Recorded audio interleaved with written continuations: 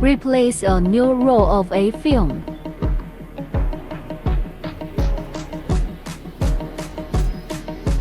Push it through the pressure bar. A film is parallel to B film.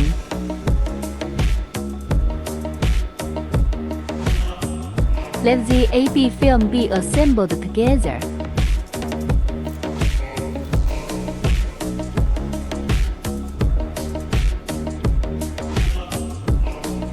Ahead the film test. Ensure that the film is not arched to ensure the safety of the print head when printing. Perform step adjust.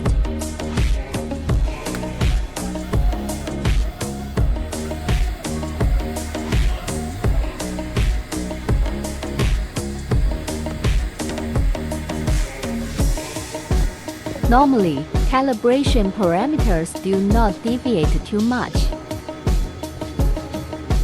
Calibrate according to the printed calibration diagram.